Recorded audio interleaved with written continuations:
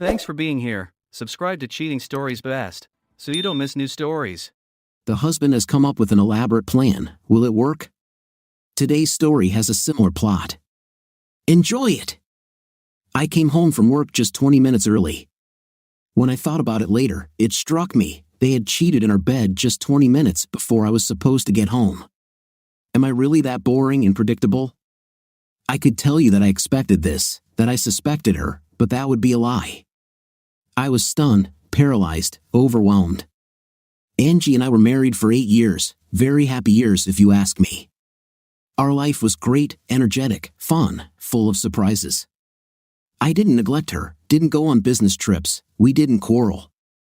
She didn't act up, didn't stay late at work, there was nothing, no sign to warn me. Seeing an unfamiliar car in front of the house, I quietly slipped into the house. Immediately, I heard sounds in our bedroom and knew. Time stopped. I stood motionless, listening and not listening. Without thinking, I idly wondered if I was still breathing, if blood was flowing through my veins. Then I felt my heart pounding so hard that I was amazed they couldn't hear it in the bedroom. I stood there, I don't know how long, and then I quietly turned around, walked out the door, got into the car, and drove away. I found a bar, sat down at a table, and drank a bottle of cold beer. I thought about having another one but stopped. I didn't want to be drunk. I felt numb. I remembered reading that when a guy gets shot in a fight, the pain doesn't come right away, there's numbness first. That's how I felt, but I knew the pain was coming. I sat there for an hour, and of course, the pain and mental images came. My stomach clenched, my heart pounded, my fists clenched. I was just a wreck.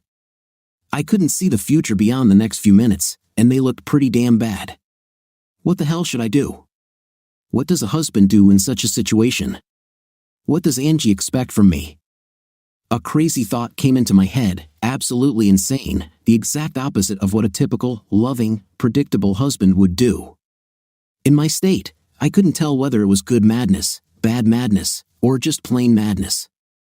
Without hesitation, I decided that I would do it. Maybe it's time to stop being predictable. I went to an electronics store and bought the high-tech gadgets I needed. Then I drove straight to our house. I was over an hour late, and I knew Angie would be wondering what happened. Alex, what happened to you? Are you all right? Angie looked great. She had just taken a shower and put on her makeup. She's always beautiful, but she was puzzled and a little alarmed when I walked into the house with my head down and the darkest expression I could muster, looking unhappy. I simply said, Angie, in a voice that was beginning to crack. I looked at her, letting the grief I felt show on my face. Please, sit with me in the kitchen. I need to talk to you. She followed me, and we sat down next to each other. I looked at her gloomily for several long moments, then spoke, please, just let me say this and try not to interrupt. I had an affair for 3 months with Christina Blett. Christina was our casual acquaintance. I had never been with her, and she had recently moved out of state with her husband, but Angie didn't know that. It's over now. I'm done with it, but I had to tell you this. I had to. I had been looking down, but now I turned my haggard face towards her. I thought it was just a night. That's all. That this has nothing to do with you and me because I love you desperately. But I understand that I'm lying to myself every time. When I was with her, I hurt you, although you didn't know. What loving husband would break his marriage vows and give himself intimacy to another woman? I convinced myself that you would never know, that it wouldn't hurt you, but it was a selfish lie I told myself to keep the romance alive. Angie, I feel so ashamed. I can't even imagine how much pain this is causing you. I'm really sorry. And I cried for real, my tears flowed, not because of my fictional romance, but because of her real one. I looked at Angie, and her face became stony. Of course, she was completely stunned, but not in the way an innocent wife would be. She clearly had no idea how to react. Before she could pull herself together, I continued. I want you to know one thing, Christina and I have never been together here in our house. I could never be in our bed with her. I just wouldn't do that to you. I thought to myself, I hope I stung you. I'm going to pack my things and stay in a hotel for a few days. I'm sure you don't want me in the house. I want you to take some time to think, to ask yourself if there's any way to overcome this. I love you and want to always be your husband, but honestly, I don't know if I could handle it if you cheated on me. I'm so sorry, Angie. I'll go upstairs, pack my things, and leave in 5 minutes. Without waiting for an answer, I hurried upstairs. I packed my things but also attached a microtransmitter to the telephone line behind our bed. It will transmit all telephone conversations made on this line from anywhere in the house to one of 2 small tape recorders I have hidden in the back of the garage. I couldn't wait to see how Angie would react to my infidelity. I went downstairs and returned to the kitchen, taking a moment to hide the tiny microphone under one of the counters. It will transmit to a second tape recorder in the garage. Angie was still in shock. Her eyes were glassy, her mouth still open when I walked in. She pulled herself together a little. Alex, she began, I just can't believe it. How could you? She really didn't know what else to say, and I didn't give her time to find any more words. Baby, I'm so sorry. I'm so sorry. Now I'll go. I pray that you don't cut me out of your life. I'll call you in a couple of days, and we can talk whenever you want. I love you. With these words, feeling guilty and ashamed, I kissed her forehead and left. I had never done anything stranger in my life, and I didn't know how I felt. Well, that's not entirely true. I knew I felt better than if I had just gone home and played the devoted husband by simply telling Angie what I had heard. I didn't want to hear her apologies, her explanations, or see her tears. I didn't want to be that cliché horny husband. Am I still suffering? I was dying inside. I was beside myself with anger and even more with grief. But I felt a certain grim satisfaction in knowing that at the same time, I was messing with her mind. So much for predictability. What did I hope to achieve? I'm not sure. I knew it even after I did it, but I knew one thing: Angie's reaction over the next few days would determine whether we stayed married or whether I would kick her cheating 5th place. I went and had a quiet dinner alone. It seemed to me that the more time I gave Angie to think, the better. Her first instinct would be to get angry, to insult me for my crime. I wanted her to think it through. At best, I hoped that she would actually think about how bad it felt to be deceived. It might have been too much, but I wanted her to play home movies of me and Christina bled in her head. I wanted her to feel hurt, empty as I was. Well, I don't know. It probably was. Does she still love me, or were we just days away from an unexpected farewell scene? And even if she loved me, my revelations would have caused her such pain. How could she feel the same pain as me when she was doing the same thing? It may seem like a simple turn is fair game or even no harm, no foul, and I sure as hell didn't feel it anyway. I decided to wait a week before talking to Angie. For now, I'll let her stew and listen to the hidden tape recorders to find out what she's up to. I called my office and left a message that I urgently needed to leave town to take care of my sick mother and was using my accumulated personal and vacation days. Then I made a new announcement on my cell phone. Hi, this is Alex. I'm going away for a few days, but please leave me a message, and I'll call you when I get back. I checked into the local Holiday Inn, parked the car in the backyard, walked to the budget rental place, and rented a nondescript sedan. It would be easy to drive around town undetected, even in my own neighborhood. You may have had sleepless nights in your life, but not a sleepless night like the one I had when I saw Angie and some unknown guy together over and over again. I didn't imagine that I would ever be able to make love to her again. How could I see these familiar gestures without thinking about her with another man? Since I had no idea about this affair, I also had no idea about the reasons for it. Maybe our lives were predictable, maybe we were in a rut, and I didn't notice. But I was so happy with her, and I thought she was happy too. That night, I didn't decide anything, but I didn't sleep either. After having breakfast at the motel, I drove to my house and parked a couple of doors down. I waited until Angie left for work. 15 minutes later, I was inside and settled in the kitchen with 2 tape recorders. There was only one phone call about an hour after I left home. Angie called her best friend, Connie, very emotionally, asking her to come over. Connie and her husband, Brad, were neighbors. He and I were just friends, but Angie and Connie were very close. When Connie arrived, Angie was in tears. Connie asked. Oh my God, Angie, what happened? A terrible thing happened. You will not believe it. Oh my God, did Alex really find out about you and Tommy? I wondered angrily. Connie knows everything about this case. No, Connie, it's even worse. Alex had an affair with Christina for 3 whole months. Tonight he came home and confessed to me. He was crying, Connie. He looked broken. He said it was over, that he was very sorry, but he had to tell me the truth. I've never seen him so upset. There was silence for a few moments. Then Connie said, Angie, you need to calm down.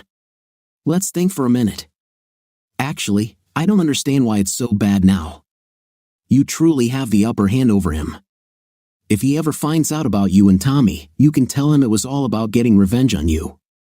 It's like a map to free yourself from prison. Listening to this, I groaned to myself.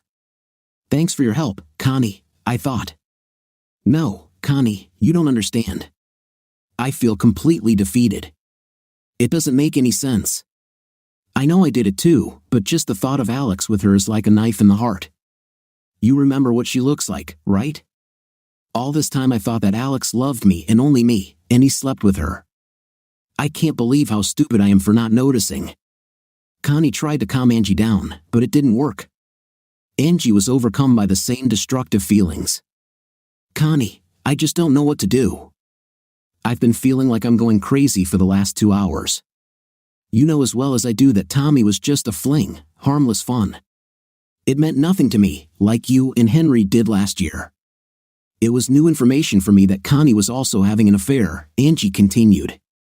And I never really thought about what my affair might do to Alex. I just thought I'd be careful and he'd never find out, just like Brad never found out about you and Henry. You had a lot of fun, it's over, and your marriage is still great. But now... She stopped, and I heard her crying. Now I feel so torn apart. How can I trust him, this man, again? Everything, the special way we treat each other, the way he hugs me and talks to me, you know what I'm talking about. Oh, I could kill him, Angie said. Listen, Angie, Connie said soothingly. This is not the end. You said it yourself, Tommy is just a fling, and you still love Alex. Henry was just a passing fancy for me, but I still love Brad. If it was the same for Alex, why can't you both get over it? Angie's voice sounded muffled. Because now I understand what it's like, Connie.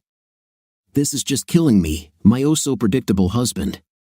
You know how we joke that we can set his hours, when he gets up, when he leaves for work, what he eats for breakfast every day.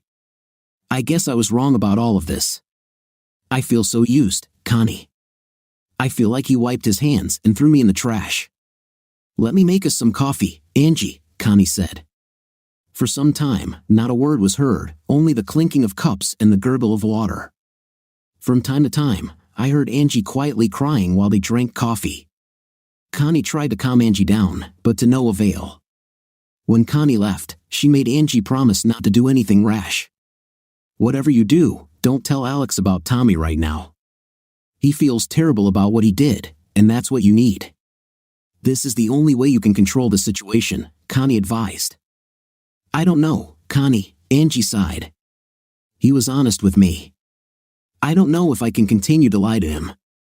The only thing I know for sure is that Tommy and I are done, at least for now, until I know if I still have my marriage or even if I want it.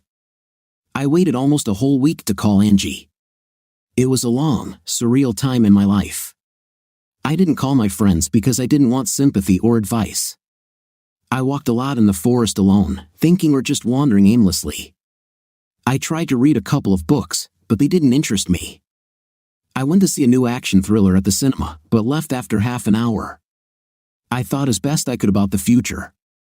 The only decision I made for sure was that if Angie and I broke up, I would move away. I needed a fresh start somewhere away from my memories of happier times. I spoke with a divorce lawyer recommended by an old friend. It turns out that no-fault divorces between couples who don't have children are quite routine, all of which can be over within a few months, unless the property settlement is contested. I asked him to get the initial paperwork ready but not give it to Angie just yet. Instead, I kept the papers. I had the idea that I might personally drop them in her lap, depending on how things went. Living with Angie had made me happier than ever. She was loving, caring, and fun like no one I had ever been with. She made me laugh, and I seemed to make her laugh too. We felt easy and comfortable with each other. I always felt like myself with her, almost from our first date, and I figured it was because she liked the real me. I didn't have to put on a show or try to impress her. She teased me about the predictability of my habits, but respected my seriousness and sense of responsibility. Above all, I always trusted her. I considered her honest and loyal. So what now? Apparently, honesty and trust were worth about as much as WorldCom stock. I knew I still loved her, I just couldn't imagine a life where I couldn't trust her. More than anything else, I felt humiliated. When you cheat on someone, it is an act of hostility, albeit an unconscious one. You are betraying your spouse, making a fool out of them, and this feeling of superiority, that you are aware of a secret they do not know, infects all relationships. I couldn't believe Angie didn't secretly think a little worse of me. Her love for me was mixed with a little condescension and contempt. How could I ever forgive her for this? Every day, after making sure that Angie was not at home, I returned and listened to the tape recordings. The day after her conversation with Connie, Angie called Tommy and told him their romance was ending. I didn't learn too much about him from their short conversation. He was clearly younger, and there seemed to be nothing between them other than intimate attraction. When she told him she had family problems and couldn't see him anymore, he didn't seem crushed, just disappointed. He didn't beg or get angry, his reaction was more like, "Okay, sure, I understand." Well, it was amazing. No hard feelings. I also learned that they slept together for about 3 weeks, usually at his apartment but once or twice at mine. I never found out how they met.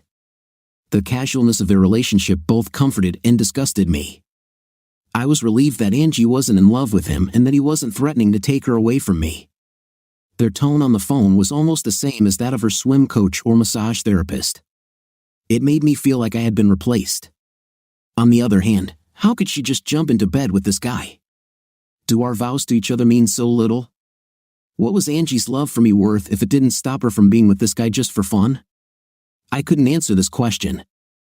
Apart from the usual phone calls, I only heard long conversations between Angie and Connie, some on the phone, others at home. In all these conversations, Connie said the same thing: don't tell Alex about your affair. Keep the upper hand by making him feel guilty. Angie was unhappy, jealous, angry, and felt guilty. She felt all the pain. I hoped she would feel tormented by thoughts of me and Christina, unsure of how much I cared for her, devastated by the destruction of her trust in me. She was incredibly angry at me, so much so that she sometimes said she didn't care if she ever saw me again. But at the same time, she was forced to look at her own behavior. She tried to make Connie understand how selfish and destructive what she did was, although Connie resisted admitting it. I trusted Angie as much as she trusted me, and she betrayed my trust. Just because I didn't know about her affair didn't make it any less wrong.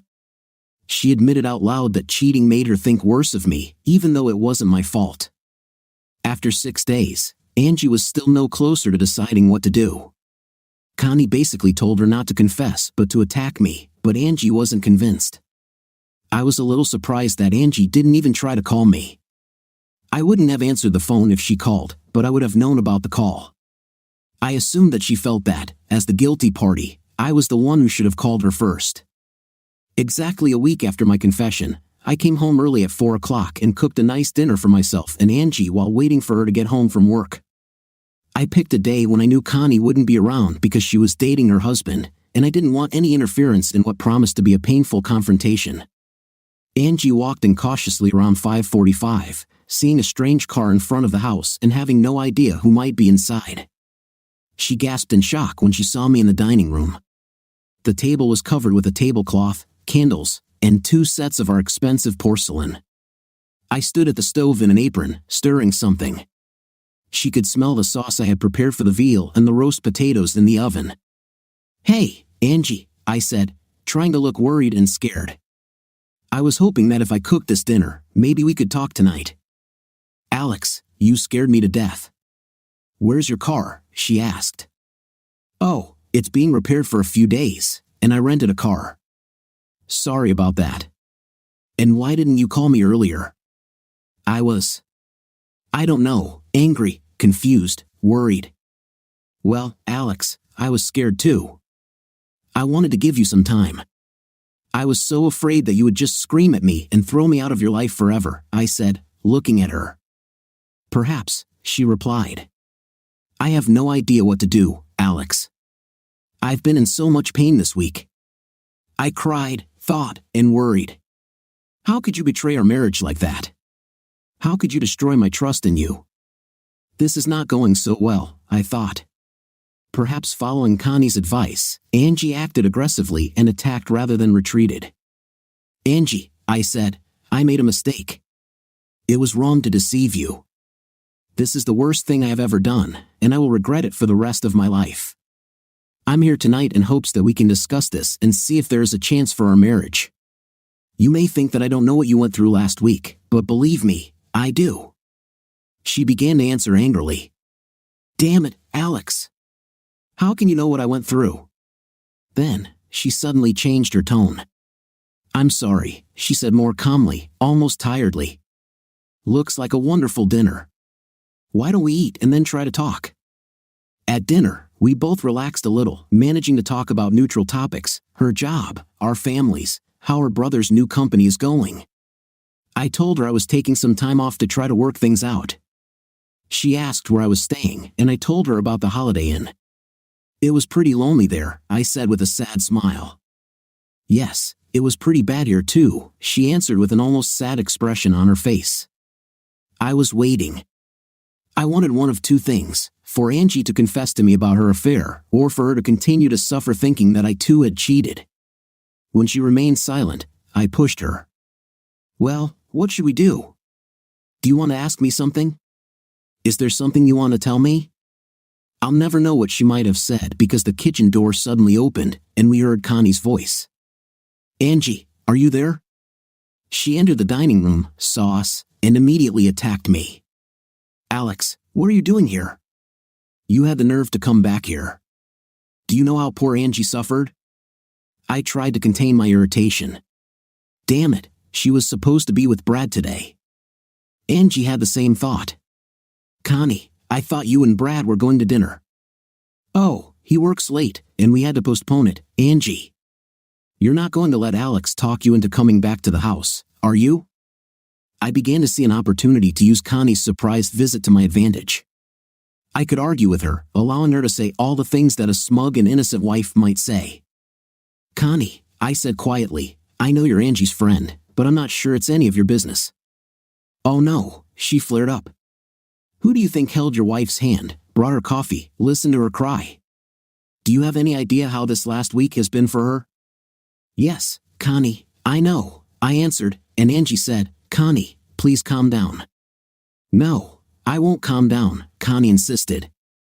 Alex, cheating on Angie and then throwing it in her face is the worst thing you could do to her. How could you be so heartless? I remained calm. Are you saying that it would have been better if I had had an affair and not told Angie about it? Would that fix everything? It startled her. She looked less confident, a little embarrassed. I also noticed that Angie blushed and turned away from us for a moment. Pulling herself together, Connie exclaimed, No, Alex, that's not what I meant. Okay, Connie, please help me understand. Is it wrong for a married man to have an affair behind his partner's back, or is it okay if your partner never finds out? Or are you saying that revealing the truth about the affair only makes things worse? Please, clear this up for me. I watched Angie while Connie and I argued. She seemed determined and also happy to let Connie speak for her at the moment. This also suited me quite well despite her predicament. Connie remained aggressive. It's not difficult, Alex. You cheated on Angie. It was wrong, it was disgusting. Even if you didn't tell her, it would be a terrible violation of her trust. But I have to wonder if your confession was just to get rid of your own guilt. Angie was clearly not happy to hear this. Connie, I said, I think what you're saying is that cheating isn't so bad as long as it's a secret. But when you admit it, it's even worse. Do you agree with this, Angie? My wife looked worried. I don't know exactly what I think.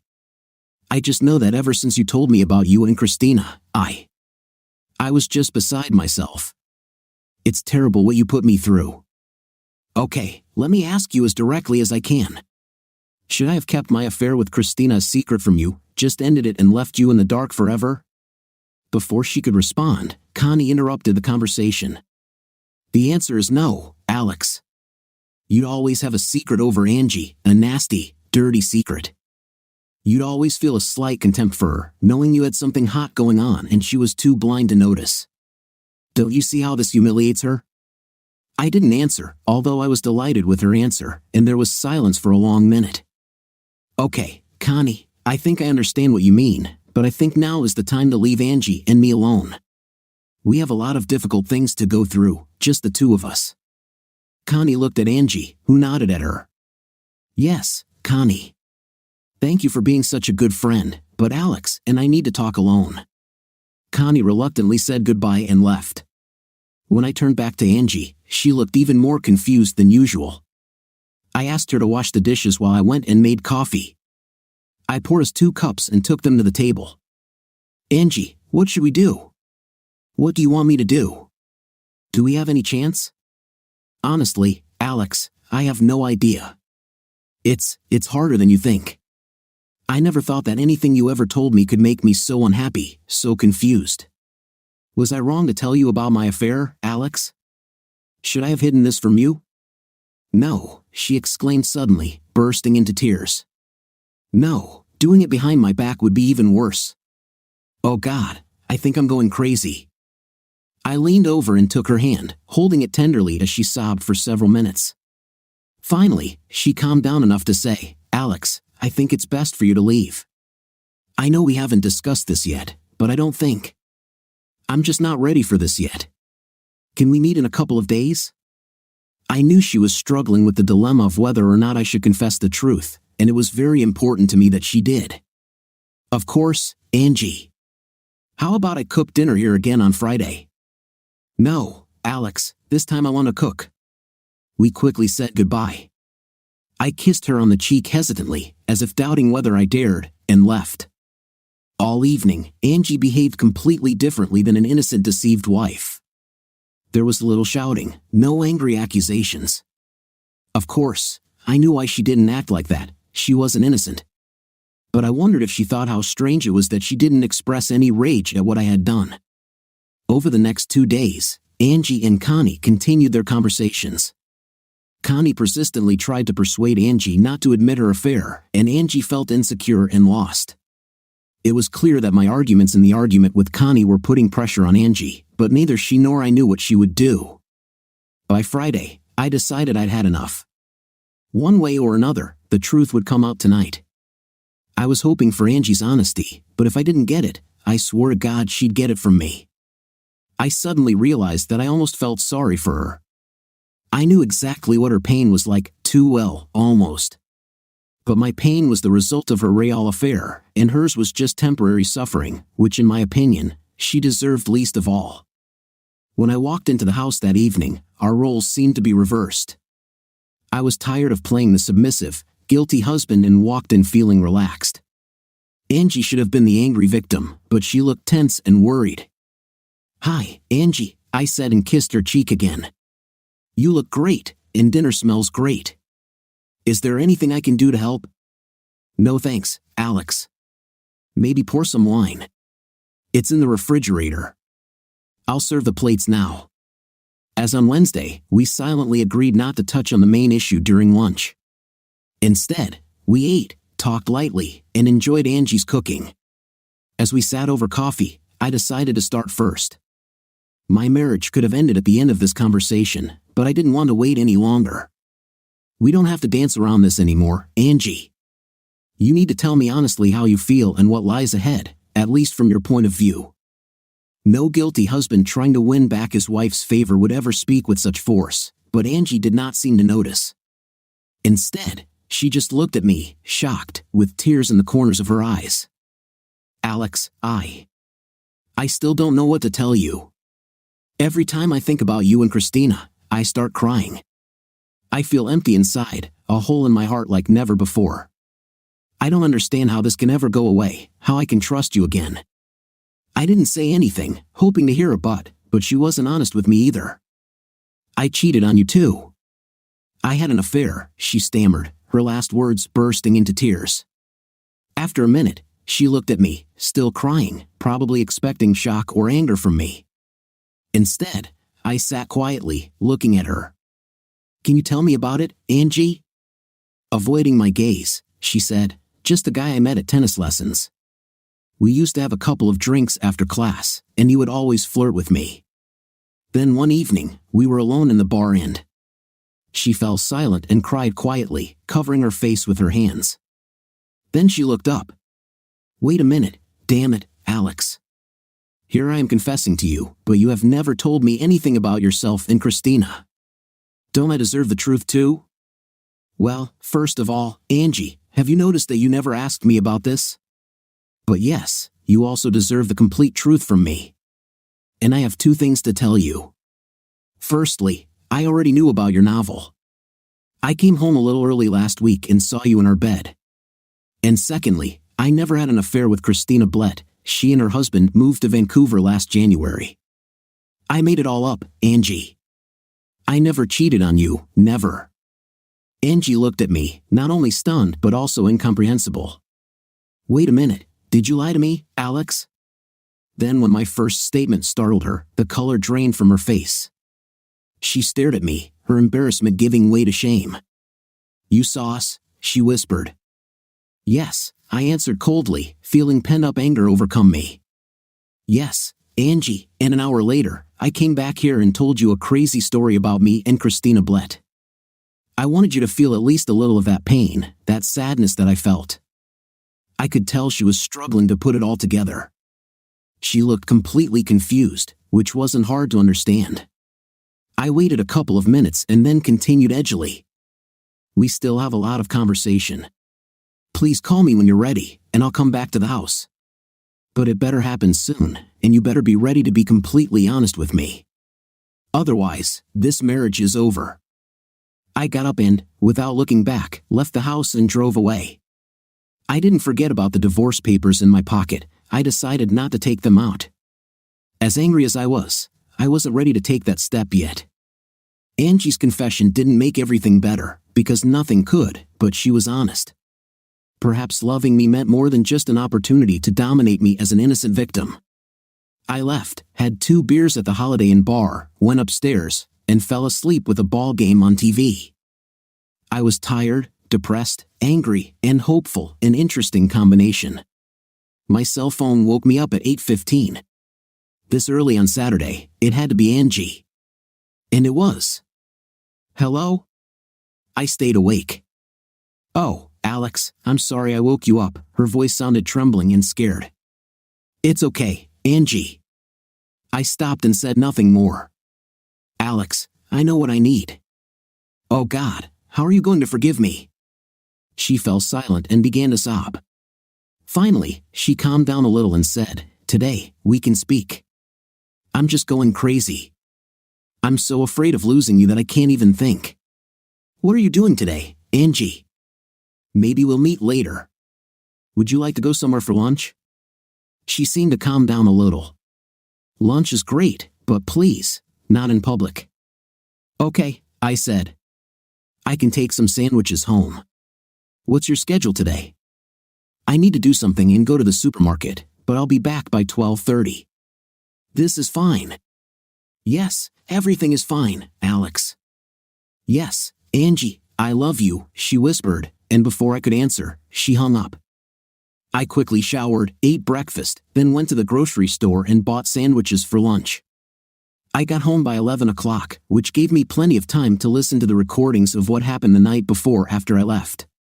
At first, there was only the sound of Angie crying.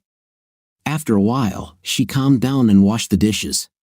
Then, she called the help desk, asked for the Bletts, and was told the number was no longer in service. A couple of minutes later, she called a woman named Rosemary Burke, who was friends with the Bletts. Angie casually asked if she had seen them lately, and Rosemary replied, "Oh no, Arthur got a job in British Columbia around the beginning of the year, and they moved there." After chatting for a few more minutes, Angie hung up and immediately called Connie, asking her to come over. As soon as Connie crossed the threshold, Angie began to cry again. "Connie, I'm afraid I've lost him. I think Alex is going to divorce me." "Angie, what are you talking about? It's his fault, not yours. At least that's what he thinks." "No, listen," Angie explained to Connie what I had told her at dinner. A long silence followed. Finally, Connie said quietly, almost admiringly, "This is incredible, Angie. What a strange act on his part. But how do you know it's true? Maybe he lied tonight just to mislead you." "No, Connie. I called Rosemary Burke. She said the Blets left in January. No, I thought about it a lot tonight. Alex told the truth. There was no affair. But what really matters is that he saw Tommy and me." She fell silent and began to sob. I heard Connie stand up, probably to hug Angie as she cried. Their conversation lasted more than an hour. All Connie's bravado was gone. She saw just as clearly as Angie how I felt. They even repeated my argument with Connie from 2 nights earlier, realizing with horror how bad its arrogant claims of adultery now looked. In the end, the best Connie could offer my wife was a little comfort. "He still wants to be with you, Angie. Otherwise, he would never have done this. He would come home and throw you out of the house, I know." Angie said, sniffling, "I tell myself this all the time, but after all that you and I talked about cheating, how terrible it is, he just sat there and let us talk about it, Connie. Nothing we said that night matters. All that matters is whether Alex still wants to be married to you. Does he love you enough to give you another chance? It's partly up to you, but mostly up to him. You'll have to talk to him and see." Bravo, Connie, the first sound advice she'd given Angie since this all started. I finished the tapes before Angie got back and just sat in the living room, thinking, hearing the noise of her car. I went over and opened the door for her.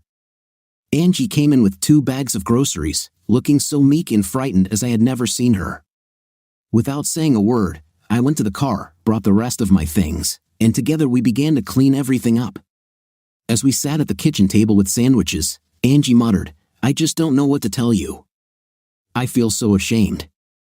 "Angie," I answered, "how have you been feeling for the last 10 days, thinking that I cheated on you with Christina?" Looking straight at me, she said, "It was terrible, terrible. It was such suffering and anger that I had never experienced in my life. It brought up all my insecurities, every feeling I've ever had about whether you really love me, whether I'm smart enough or funny enough, whether I'm enough for you, in bed. Well, Angie, I feel the same way too, except as you know, I didn't actually cheat on you. You cheated on me. Now, you can forget these feelings, but I have to live with mine." Without meaning to, I began to raise my voice. "And I should add, you found out about my so-called affair because I admitted it to you, apologizing and telling you how much I loved you. I found out about your affair because I caught you when I returned from work. Is there something about our marriage vows that I don't understand? Did the priest mention that giving up everyone else was optional, or have you just decided that loyalty isn't that important?" I realized that I was screaming and that Angie was cowering away from me, sobbing. I stopped abruptly, got up from the chair, and began pacing around the kitchen, trying to calm down the anger that suddenly gripped me. I paced around the room for several minutes without saying a word. Then, I couldn't stand it and started talking again, although very quietly. "It was stupid, thoughtless, selfish, Angie. Do you know how much I loved you? With you, I was happier than ever. I was looking forward to spending the rest of my life with you. If there was something, like boredom or something missing in your life, you could come to me, talk to me. If I didn't satisfy you as a husband or lover, don't you think I would try to give you everything you need?" "Stop, Alex!" Angie exclaimed, jumping up from her chair. "I deserved everything you told me, but not this. You satisfy me. Never in my life have I been as happy as I am with you. You are the best husband I can imagine, and I love the way you make love to me. It didn't happen because of anything you did or didn't do. It happened because I'm stupid and selfish, just like you said. I was like a kid who has a lot of money but steals a chocolate bar from the pharmacy just for the thrill. You thought that you would never be caught and that it would be an easy, small pleasure. I intervened. Do you think Connie's affair with Henry has anything to do with this?" She looked at me in shock. Do you know about this too? I just nodded. After a minute, she said, yes, I think it has. Connie kept talking and telling me how exciting it was, and then she ended it without Brad ever finding out. She told me, blushing slightly, that it had really spiced up their nightlife. And that's why you decided that you'd like some of this yourself, I asked more calmly. She stared at the floor. Yes, probably. I mean, I've never even thought about an affair before, other than fantasies about Brad Pitt or something like that. But what Connie did made it more plausible. I went back and sat down, waiting, and finally, Angie told me the story she had started the night before. Tommy was in her tennis class, and they went out for drinks every week. One evening, they were alone, and he pestered her. Then I didn't give up, but I didn't close the door either, Alex. Probably because I was thinking about Connie and I was so damn stupid. I was sure I could do it like her and you'd never know. And what happened to him? I fell silent, but I wasn't going to let her leave without telling me. It's all over with Tommy. I called him and ended our relationship the day you found out, okay? I insisted. What happened to him then? She avoided my gaze. We met 6 times. It was exciting because it was someone new after 8 years, and I knew it was wrong. Remember what Connie said to me that night when you both thought I was having an affair? You would always have some contempt for her, knowing that there was something hot going on behind your back and she was too blind to notice. Is it true? Was there some condescending feeling in you, my dear wife? She silently lowered her eyes, and I continued my attack. Tell me, what was more fun?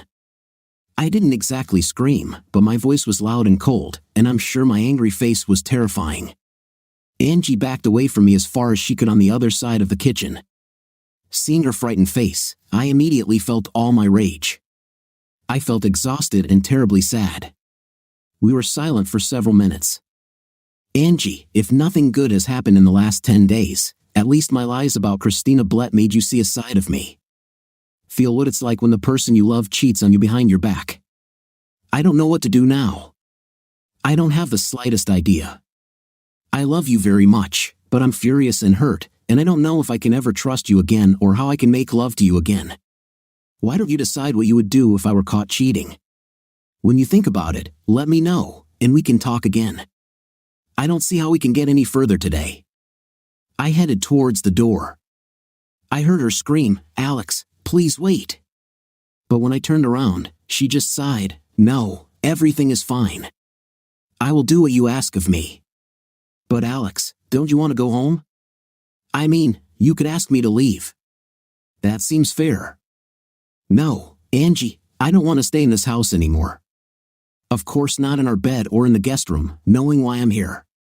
I'll stay at the Holiday Inn for now. If necessary, I will find an apartment.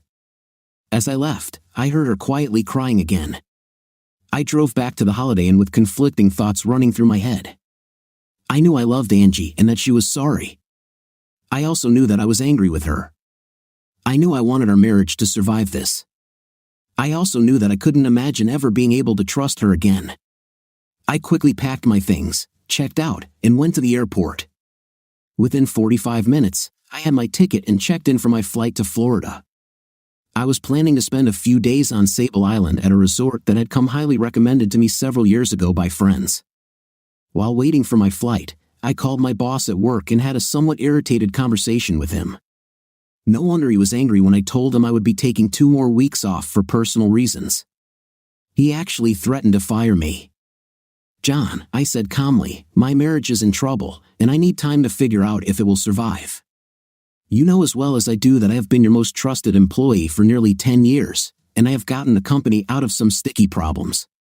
Ross and Ed from my department are aware of all our projects, and they can continue the work in my absence. I also know, and you also know, that if you fire me, then in 2 weeks I will have another good job. It will take you much longer to find someone as competent as me to take my place. There was silence. I was telling the truth, and John knew it. Finally, he said heavily, I don't like this, but I think I understand. Please come back as soon as possible, okay? Smiling to myself, I replied, if I don't need these 2 weeks, I'll be back sooner. I promise. By 8 p.m., I was settled into a nice room overlooking the pool at the resort. I decided not to worry about money for now. I had been conservative for years, saving money for the kids' college fund, even though we didn't have kids yet.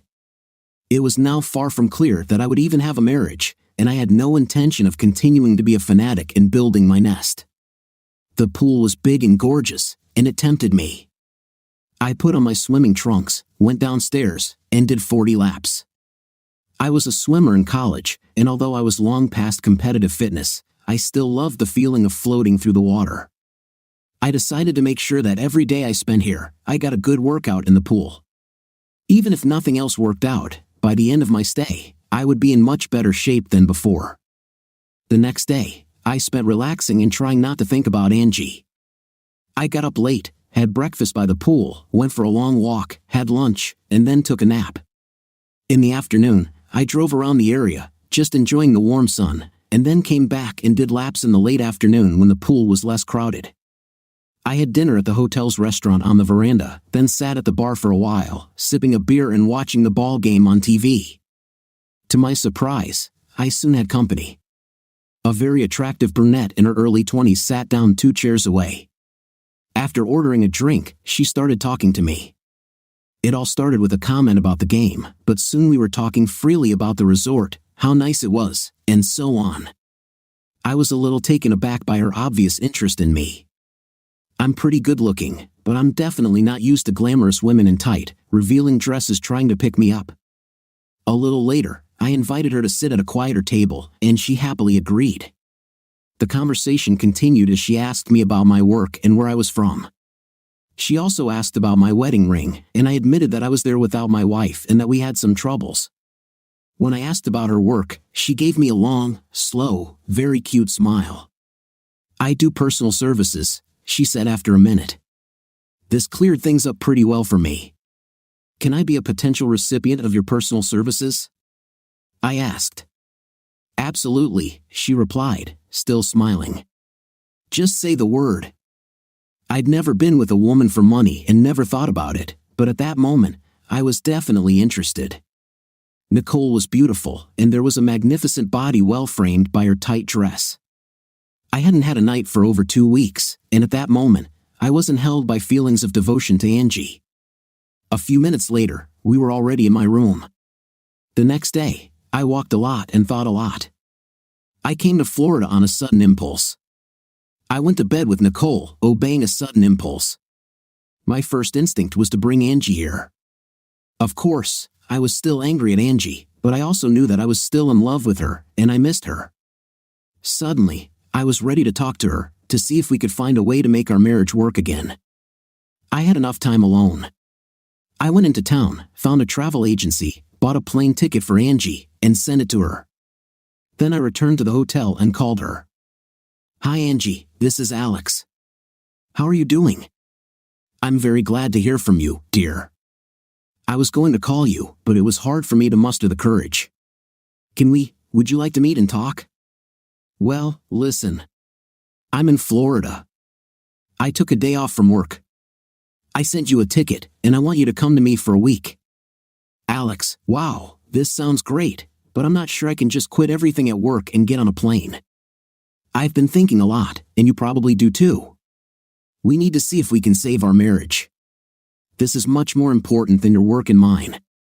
I told John he could fire me if he had to, but I was going to Florida. If you get fired, you can find another job.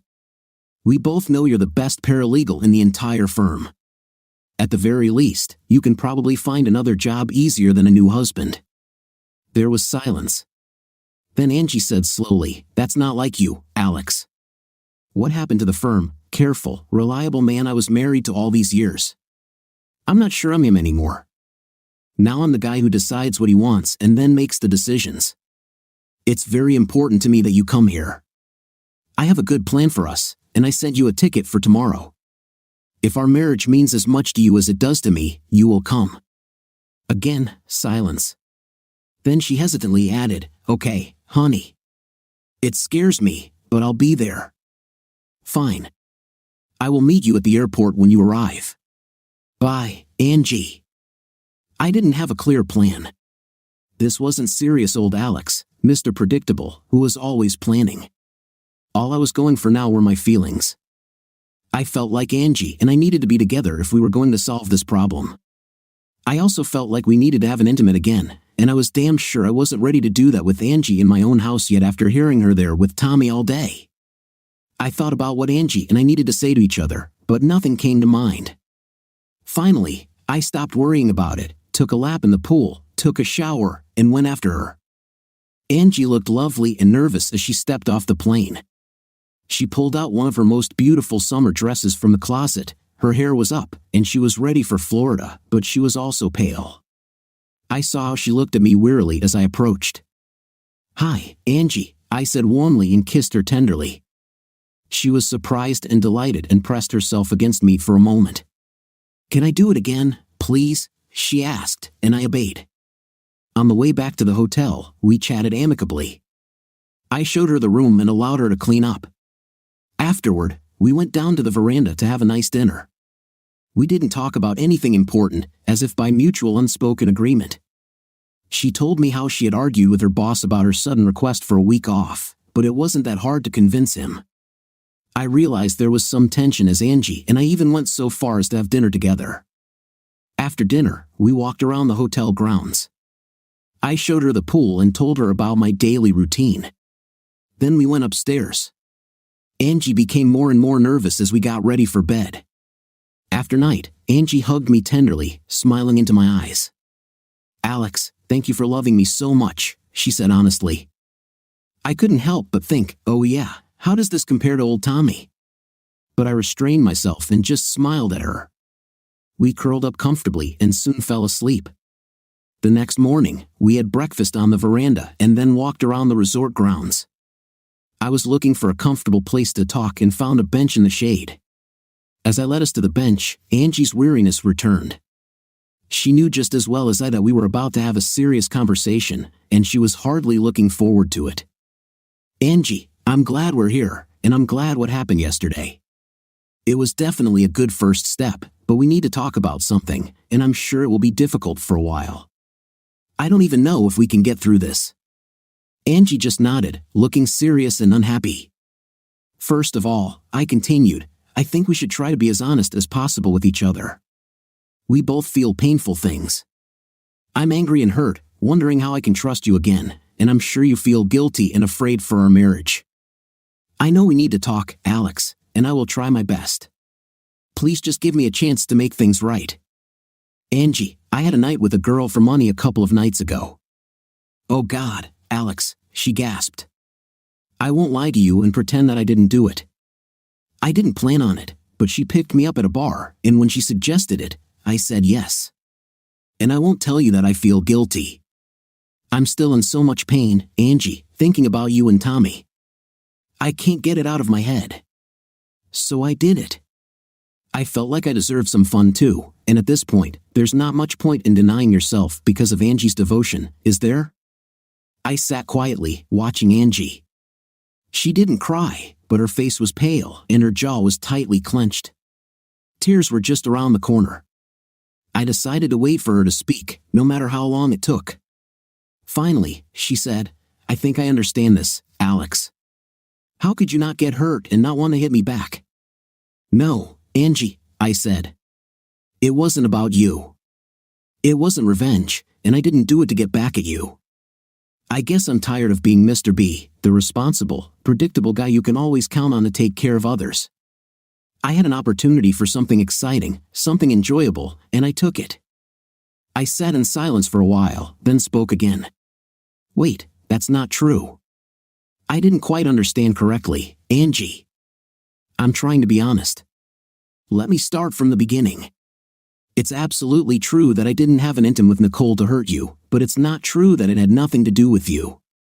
Of course, you were on my mind while I was with her, in the same way I don't believe that you had an affair with Tommy to hurt me, but that doesn't mean he had nothing to do with me.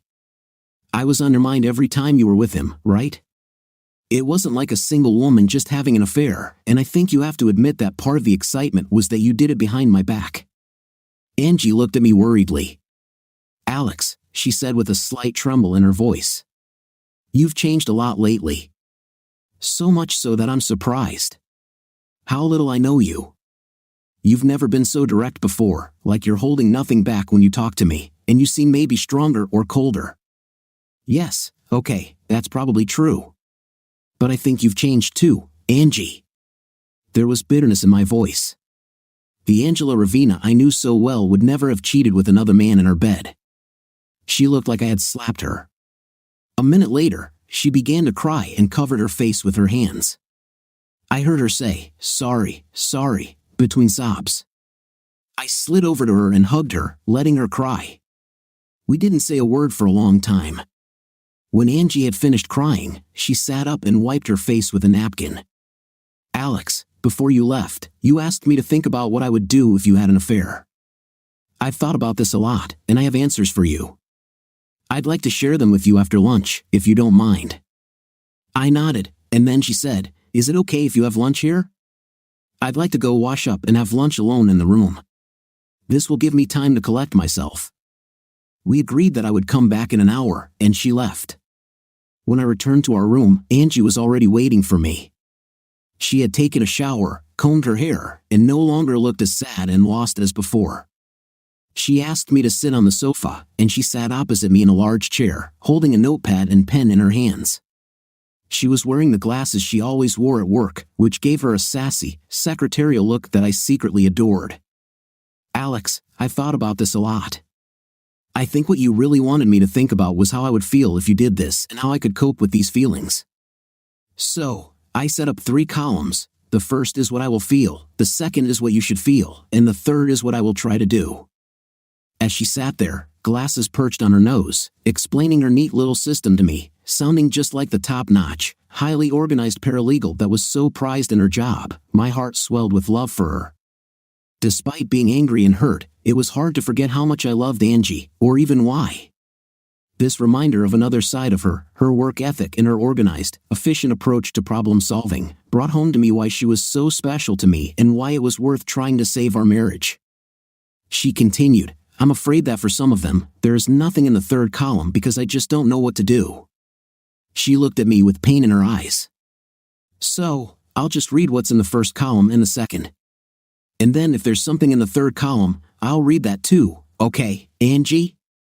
I smiled at her. "First of all, I'm just going to be angry that you cheated on me, and I know you're angry, Alex, and I deserve it. Then, I would like to know how you could justify or explain such a terrible act, and you deserve this explanation too.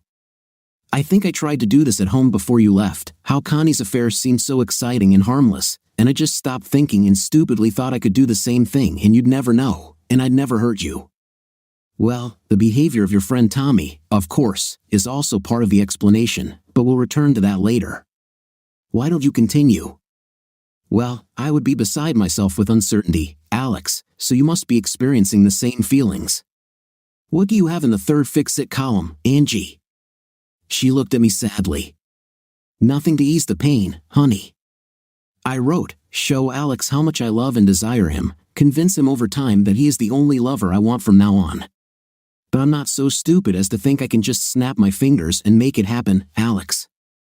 I don't know if it's better not to talk about it at all, what I did with Tommy, or to tell you all the details and then we can forget about it. Actually, I decided that I wanted to know every last detail, Angie, but we shouldn't do that now." I saw concern in her eyes, but she didn't answer. After a minute, she returned to her list. "Well, my pride was hurt when I thought about Christina, and I'm sure yours was too, thinking that there's a person for whom you are number one and then finding out that he is someone else. It's just unforgivable, isn't it, Alex?" Suddenly, she started crying again. Without saying a word, I walked over and hugged her for a few minutes until she gradually calmed down. "What else is on the list, Angie?" "Just 2 more things," she said. "The first is trust. How can you trust me now? How can I regain your trust? I think I know the answer to this question. It will take a long time, and we will both have to work hard. I won't trust you one bit for a while, and you'll have to live with that. I want to know where you were every minute, who you're having lunch with, who called on the phone, what you're talking about with Connie." I stopped and winced. "Oh yes, Connie, this is another conversation we need to have," Angie nodded. "The last thing, Alex, is confidence. I used to believe that you had all my love and desire, that you were my first and only choice as a husband, lover, and best friend. And I screwed up and took that away. It's yours, and now I need to find a way to give it all back to you again. She glared at me, her cheeks still damp. And I will do it, Alex. Just look at me. I'll do it every day you let me stay in your life. I will show you how much you mean to me and how sorry I am for hurting you. She suddenly stood up, walked straight to me, and fell into my lap, hugging me tightly. You are my best lover, my best friend. You are the only man I want, and if you let me, I will prove it to you every single day. We spent the rest of the day in bed, only separating for a leisurely dinner in our room. I even missed swimming for the first time all week. The next day, after a casual breakfast in the sun, we had another serious conversation, and I shared with Angie what I had been thinking about our return. I need to hear about you and Tommy, Angie, and I'll tell you why. What I wish you could do is just call off your affair with him, just erase it somehow, but this is impossible. So, I've decided I want us to rewrite it. She looked at me, confused, and I said, don't worry, I'll explain. But first, can you tell me how it started? Miserably, but willingly, she told me, a part of which I had already heard. A tennis lesson, a casual drink, then an evening in a group, an evening when they were alone, and he began to pester her. I said no, Alex, but I didn't stop it, she continued. And he continued to pursue me, not too forcefully but persistently. On the night of my last tennis lesson, he walked me from the bar to the car and kissed me. And I let him, Alex. It was a short kiss, but we both knew what it meant. And the next week, he called me and said we should play tennis together, just to keep up our skills in class. He's a high school physics teacher, so he's always free after about 2:30 p.m. I agreed to take the day off and meet him at his house, and then we would go play tennis. She looked at me, pain clear on her face. I have no excuses, Alex. He took the lead. Tommy was the one who did it, but I knew what I was doing too. What else do you know about Tommy? Well, he's a physics teacher, as I said, and he's from Buffalo. And he's engaged, although that obviously doesn't mean he's faithful to his fiancée, she made the last remark with bitterness. After a moment, I said, okay, Angie, that's what I meant by rewriting. I want you and me to recreate what you did with Tommy. I'll ask you to write down for me the details of every time you were together, what you did, where, what it was like, who took the lead, everything. And then I want you and me to do all this in the same places and in the same ways. This may sound completely crazy, but this is the best thing I can think of to end your affair. Angie looked at me with a serious expression. Yes, Alex, it sounds crazy, but it makes sense to me too. If you give me some time today, I will write down everything you asked. But can I ask you one favor? I nodded, and she said, will you be able to read what I write down when we're lying in bed, when I'm in your arms, after we've made love? Somehow, I'll be less afraid. How will you react when you read it? I smiled and said, of course, Angie. Then she asked me another question. Alex, you said all the same places. Are you saying that we will make love in Tommy's apartment? How can we do this? I gave her a sly smile and said, leave this little detail to me. After lunch, we parted for several hours. Angie sat in the room and made her list, an uneasy and unpleasant task, I'm sure.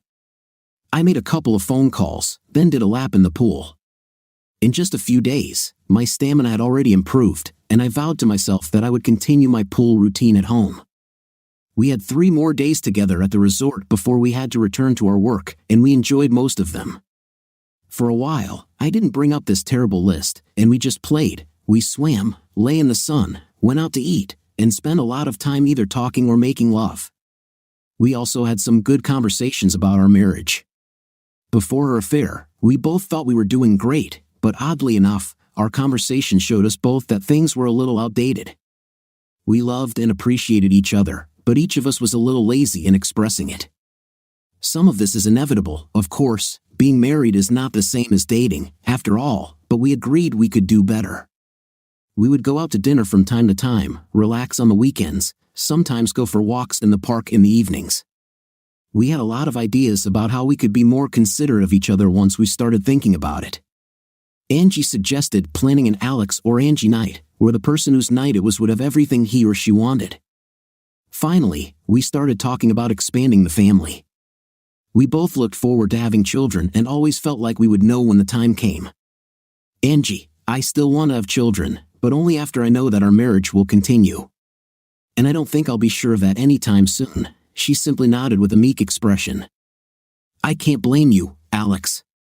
That's what I was worried about when I thought you were having an affair with Christina. How can I have children with a man I don't trust? And now you're in this position. I took her hand and smiled. Yes, but I'm looking forward to not being in it. This week has been amazing, Angie. It didn't make all my anger go away, but it did remind me how much I love you. She leaned over and kissed me, holding me tightly to her. When we broke apart, I said one more thing. When I feel like we're really back, that we're really going to be okay, you'll know. Because I'll come to you and say, Angie, let's have a baby. As we sat together on the plane home, I felt myself becoming more and more at ease. My time with Angie, despite the circumstances, felt like a honeymoon. She was loving and passionate, desperate to show me how much I meant to her and how much she wanted me in 1,000 ways. I remembered how much I loved her and why, but it was in Florida at a beautiful resort, 1,000 miles from our normal lives and from the house where she cheated with someone else. I had serious doubts about how well my feelings of love would survive when we returned home. Each of us would go back to work with the stresses that had caused the problems, and most importantly, I wouldn't know every minute where Angie was and what she was doing. I would have to start trusting her or drive myself crazy. Angie must have felt the same way I did during the flight. She held my hand for several hours and glanced at me with increasing concern. Finally, just before we landed, she turned to me and tightened her grip on my hand. Darling, she said quietly, almost in a whisper, please don't leave me now. Please believe everything I told you in Florida and remember everything we did. I know it will be difficult. I can sense some of what you're thinking just by looking at your face, but I'm still the same Angie who adores you, who would give anything to make up for what she did. Please give me a chance. I looked into her tearful eyes and forced myself to smile. I'll give you a chance, Angie. I promise. You're right. I'm stressing out just thinking about what it's going to be like, but let's both try to remember what the past week was like. She smiled at me, brought my hand to her lips, and kissed me passionately. Agreed, she said as we dragged our suitcases into the hallway of our house. I paused and took Angie's hand. Honey, I'd like us to spend the night in the guest room for now. I'm not ready to go back to our bedroom yet, but I want you with me. She nodded, looking concerned but not surprised. It's okay, Alex. I was afraid you'd want to sleep separately from me. We unpacked, got comfortable, had a leisurely dinner, and sorted through the mail that had accumulated. When I heard the phone ring, I immediately thought of Connie. Angie, don't answer it, okay? I called out. Just let her know. I have a feeling it's Connie, and I don't want either of us to answer until we've talked about her. Angie blushed instantly. Okay, Alex. What I want to say is simple, I continued. Connie is your close friend, and you have the right to have the friends you want. On the other hand, I partly blame her for what happened between us. Not that it wasn't your choice or your responsibility, but having Connie fill your ears with the joys of her own affairs certainly didn't help. So, I won't ask you to stop seeing her, but from now on, details about our marriage are off limits. Okay? I'm sure she'll want to know about our trip and how we're doing. You can tell her we had a good time and that we're working on getting through this, but other than that, it's none of her damn business. Fair enough, Angie said, and I could hear the firmness in my voice. She didn't try to argue with me. Yes, honey. I've thought about this too. I guess I'm a little upset with Connie myself. Oh, Angie, one more thing. Connie doesn't know that I know about her affair, and I want to keep it that way. Everything is fine. She nodded, and I dropped the subject. We talked for a few minutes about work and other things, and it felt like we had just overcome a major hurdle. Angie, why don't you bring me your list? I suggested. Surprised, she went to the suitcase and returned a minute later with a notepad. Climbing back into bed, She handed me the notebook and pressed herself tightly against me. I knew this would happen, but I'm terrified, she whispered. Please, please don't kick me out now. I kissed her hair. Angie, I know this won't be easy for either of us, but I still believe that going through what you wrote to Tommy will help us move forward. So, I have to take a look. She nodded, hugging me even tighter. I took the notepad and began to read. I stopped, lying there, feeling adrenaline rush through me. I realized my jaw was clenched so tightly that my teeth hurt. Angie lay next to me, undoubtedly feeling the tension in my body, afraid to move or make a sound. You asked for this, Alex, I murmured quietly to myself. Now, be a man and be patient. It wasn't like she wrote anything amazing. It was just the harsh reality, the difference between my miserable fantasies and the cold, hard facts of Angie being with another man. It hurt like hell. I took a few deep breaths, feeling myself calm down a bit, and continued reading. I was angry and hurt, but no more than when I read about their first date. I decided to keep going, to read through it all and get it over with. As furious as I was also relieved that it wasn't worse. I realized Angie was still clinging to me, trembling. Everything's ready, Angie. I've read it all. She looked at me, expecting an explosion, but I just looked back at her. Yes, I'm furious, I admitted, and this hurts more than anything. All I could think about while reading it was how could you? But I'm also glad it wasn't worse. Honestly, Angie, I was afraid you might have done something with him that you and I never did. I'm sure you can understand that. She sat up, glaring at me. Nothing like that happened, Alex, she said. I pulled her close, hugging her, stroking her hair, feeling her begin to sob. It's okay, Angie. We'll do everything you did to him, only better, okay? She nodded vigorously at me, still crying. We held each other tightly until she calmed down, and then, without saying another word, we fell asleep. I woke up to the smell of coffee and quickly went downstairs. Angie stood in the kitchen in her robe, smiling at me as she prepared scrambled eggs, which I always ate for breakfast. Why don't we do something different today, Angie? I suggested. She looked surprised but pleased. Not what you expected from your predictable old husband, is it?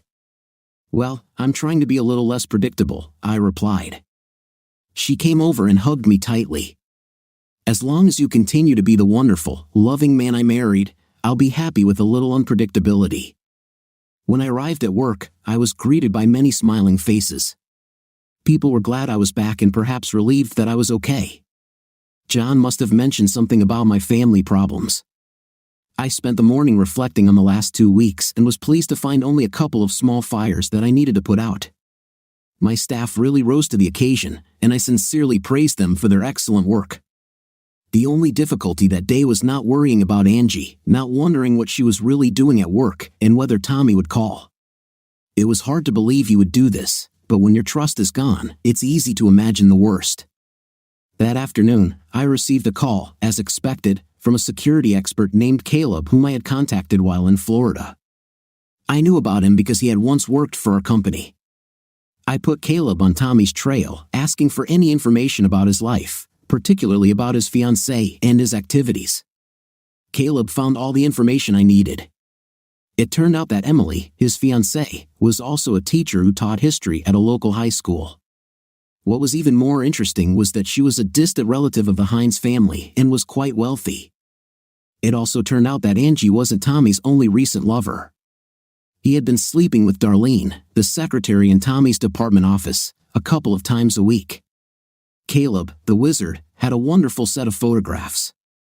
He somehow gained access to an apartment in the building directly across the alley from Tommy's house. That evening, I explained to Angie what I intended to do with Tommy.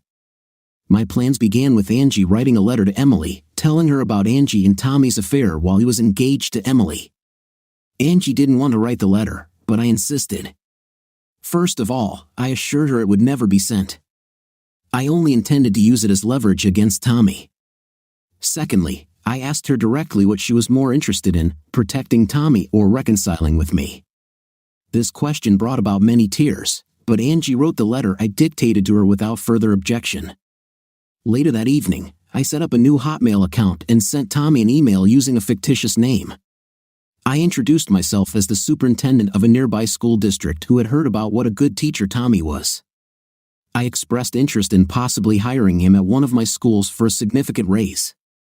Of course, since poaching a teacher in the middle of the year was frowned upon, I suggested we meet privately one afternoon this week to discuss the possibilities. We met on Thursday afternoon at a local cafe.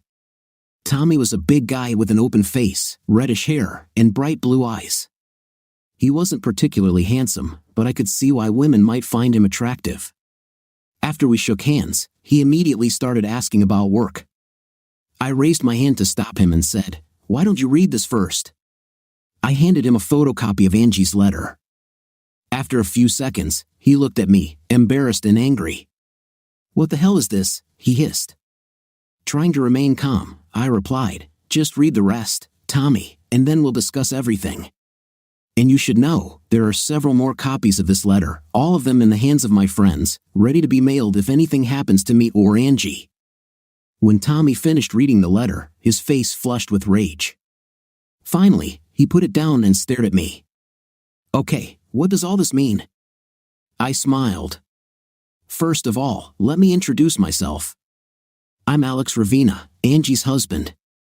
Secondly, you had an affair with my wife, and I'm not happy about it. Thirdly, you're engaged to a very wealthy young lady, and if she sees this letter, you'll be in serious trouble. How am I doing, Tommy?" There was silence as he stared at me, undoubtedly considering his options. He didn't have many. "Emily will never believe this letter anyway. I could convince her it's all a misunderstanding," he said defensively. "What about the part where Angie describes your bedroom in detail, right down to the cute photo of you and Emily on the dresser? What about the part where she talks about those cute little birthmarks you have? How are you going to explain all of that away, Tommy?" I countered. Okay, he hissed. "What do you want?" "It's very simple," I answered. "I promise that Emily will never see this letter. In exchange, you give me the key to your apartment and the right to use it for the next 3 weeks." "What the hell are you talking about? You slept with my wife in your apartment, Tommy. Now I'm going to do the same with her in your apartment. After this, you won't see or hear from me again. I'll return the key to you, and all copies of this letter will go straight to the trash bin," I said firmly. He sat and looked at me, no doubt wondering why he was getting off so easily. 3 weeks, and then I'm done with you," I nodded. "How do I know you won't send the letter anyway?" Tommy asked. "Good question, Tommy," I replied. "You'll have to trust me, but you don't have much choice, do you? I give you my word. As soon as these 3 weeks are over, you'll get your key back, and Angie and I will disappear from your life." There was silence again. Tommy reluctantly said, "Okay, but when will you use my apartment?" "Only on weekdays, from 2:30 to 6 p.m. Every weekday for the next 3 weeks. Nights and weekends are all yours. Do what you want," I explained. After a few more questions and answers, we stood up together. There was a hardware store 3 stores away, and Tommy told them to copy the keys to his apartment. He handed them to me sullenly, and I smiled, handing him a copy of Angie's letter. "You can get rid of this."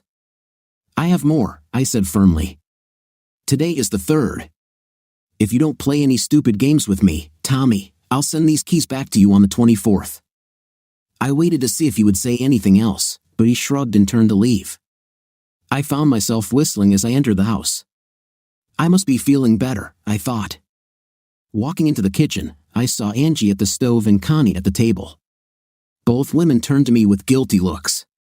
I greeted them and walked over to kiss Angie. Before I could talk to Connie, she said, "Look, I have to go. Hope to see you both soon." She seemed terribly strange to me.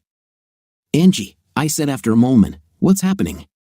"Connie came about an hour ago, and we chatted a little. As you can imagine, she asked a lot of questions, but I managed to fend most of them off. I told her we were working on a relationship and had a good time in Florida. But I also told her I felt incredibly guilty about what I did to Tommy, and in the future, I'd have to keep the details of our marriage private. Even though she's a close friend, she didn't protest. I think she understands how all that nonsense about Henry contributed to what I did and the trouble we're in now, Angie explained quickly. And she had the same guilty expression, I realized. I think so, Angie answered quickly. Without wasting any time, I told her about my conversation with Tommy. There was a charming mixture of impatience and confusion on her face. I told her I wanted to start right away and asked her to meet me at his apartment tomorrow at 3 p.m. Okay, Alex, but can I just say I'm feeling a little nervous about this? I want to do what you want, but it makes me feel even more guilty. For example, it's like returning to the scene of a crime, Angie confessed. I hugged her and stroked her hair. I think I can understand that. But let's both remember what the goal is, to enjoy each other, have a good time, and create new memories on top of some unpleasant ones. When I think about you and Tommy, I want to replace those thoughts with memories of you and me together. She pulled back slightly to look into my eyes. I don't deserve you, you know. Instead of punishing me, berating me, throwing me out onto the street, you're so loving and patient with me. I answered her very seriously, well, maybe you don't deserve me right now. God knows you hurt me. But I love you, and when I think about our relationship all these years, you make me happier than anyone I've ever been with. I hope that in a few weeks or months, we'll both feel that you deserve me. She looked deep into my eyes and, without saying a word, kissed me with a long, passionate kiss. 3 weeks of rewriting Angie's novel were strange but fun. I knew I had to deal with feelings of anger, and I did. Doing it in Tommy's apartment was exciting. It felt like we were having an affair. Angie, as I expected, was eager to do this well for me, to fully follow my plan, the final chapter of our romance. A few days later, we were at home in our bed, repeating the day. I came home 20 minutes early that evening. After a shower and dinner, I was sitting in my office paying bills when Angie walked in. She was wrapped in a robe, with clean hair and no makeup. She looked relaxed and beautiful. She pulled a chair closer to me, sat down, and took my hand. You can probably guess what I want to ask you, Alex. Where are we now? We rewrote my novel, and thank God it wasn't what I was afraid of. It was exciting, loving, intense, and it forced some wonderful memories to crowd out others. It still kills me, what I did, what did I do to you? I love you more than I can put into words because you didn't just divorce me for finding a way to be together, to make me feel like I'm worth it. But I'm still a little scared, and I don't know what you're thinking. I gently pulled her into my lap, and she snuggled close to me, resting her head on my shoulder. I only think about the fact that I love you, and that if you cheat on me again, I will kill you, I said calmly, then kissed her hair. I can't say that I'm done with what you did, of course, not completely. But I've made the decision that we should try to stay together, that you're worth it, as you said. And it still seems like the right decision. I think you should still be afraid, but only a little. And you should know that I still find it very difficult to trust you, and it will probably be that way for a long time. But I know you love me, Angie. I know that you want to be with me, and you're trying your best to show me this. And I know that you make me happy. She didn't say anything else, and we sat in silence for a long time, hugging each other. About a week later, I had the conversation I had been waiting for with Connie. Angie called and invited her for coffee, but when she arrived, Angie was no longer there, and I was waiting for her. Come in, Connie, I said as I poured us 2 cups. Angie asked me to call you. I'd like to talk for a few minutes. She looked surprised and a little worried. After a moment, I continued, how's your friend Henry? Connie gasped and put her cup down so hard that coffee splashed onto the table. Her face turned pale. Who is Henry? She asked in a trembling voice. I laughed, not too convincingly. Connie, Henry was the name of the guy you slept with regularly for a few months last year. Remember him? The one Brad never found out about? The one I had so much fun with was just a fling, and Brad would never get hurt. Now, do you remember? And before you ask, no, Angie didn't tell me anything about this. I found out another way. Not that it matters. She looked at me, biting her lip. Okay, Alex, I'm listening. What do you want to say? I smiled good-naturedly and said, in short, Connie, you're mine.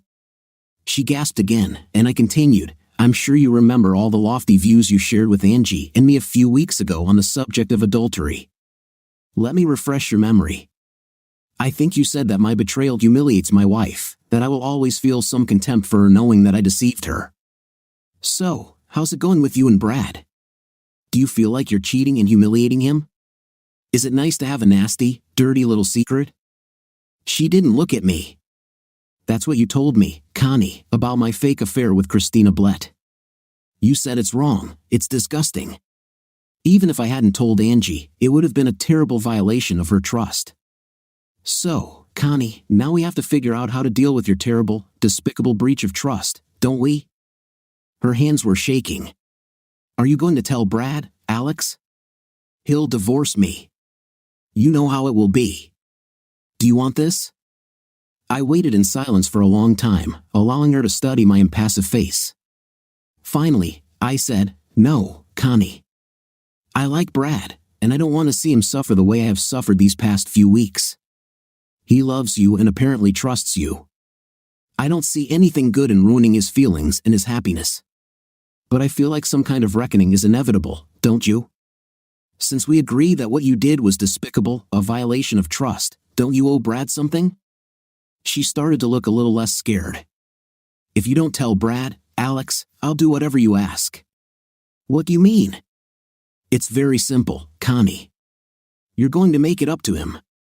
You're about to start a campaign to make Brad Williamson the most loved, most pampered, most valued, and most satisfied man in the Midwest. Of course, you'll have to act very carefully. If you act too drastically, he'll probably wonder if you have something to feel guilty about. It would defeat the whole purpose. But you'll cook his favorite dinners more often, tell him more often that you love him, go play golf or watch football with him more often. And most importantly, fulfill all his wishes more often. She began to smile slightly, obviously relieved that what I had in mind was much less onerous than what she had feared. And if he suspects something, Connie, I continued, you can give him a simple answer. Honey, I saw what Alex and Angie were going through, how close she was to losing him, and it just scared me. I love you so much, and I want you to never forget this. He'll buy your every word, Connie, trust me. Especially if you keep him tired and happy in bed. Just one more thing, I added sternly. I'm not going to take any of this for granted. Brad and I will communicate regularly. I'm sure you won't be able to resist asking how Angie and I are doing, and I'll respond by casually asking how things are going between him and you. I don't want to hear that everything is fine or about the same as always. I expect to see big smiles and hear happy stories. Is that clear? Connie looked at me silently for a minute. She was relaxed now, no longer embarrassed or scared, but she had a strange expression on her face. Alex, I've known you and Angie for many years, but I've never seen this side of you before. I wouldn't have guessed that you were like this. And yes, I understand. I'm going to do exactly what you said. Trust me, Brad will give you glowing accounts of our marriage in no time. Okay, I said. I stood up and helped Connie up, kissing her on the cheek. I'm glad we could have this conversation. I led her to the door. Glad we could talk, Connie, I said with a smile. See you soon. I mailed Tommy's keys back as soon as Angie and I were done with his apartment. I took no further action for several months. Then, I called Caleb and asked him to take care of something. Caleb, you still have photos of Tommy and that girl in his apartment, right? Would you do me one more favor? Please make copies of the photographs and send them. I told him Emily's name and address. They don't need a return address or a cover note or anything like that. They explain everything themselves. But please do one more thing. Look through the photos and find the one that clearly shows the framed photo on the dresser. That's Tommy and his fiancée. Then, just take a grease pencil and circle it so she doesn't miss it. I want her to know that these photos were taken recently, since she and Tommy got engaged. I smiled to myself and hung up. I smiled at Angie. I talked to Brad this morning. It looks like he and Connie are on something of a second honeymoon. He was eager to tell me about their weekend. Looks like she put on quite a show for him. He, of course, asked how we were doing, but barely waited for my answer before launching into the story. I guess we can conclude that Connie is keeping her end of the bargain. Angie smiled back at me. How are we doing, Alex? I think we're doing pretty damn good, Angie. Damn good. What do you think of our story today? In my opinion, the wife did the most unpleasant thing possible to her husband. What's your opinion? Write in the comments. See you in the next video.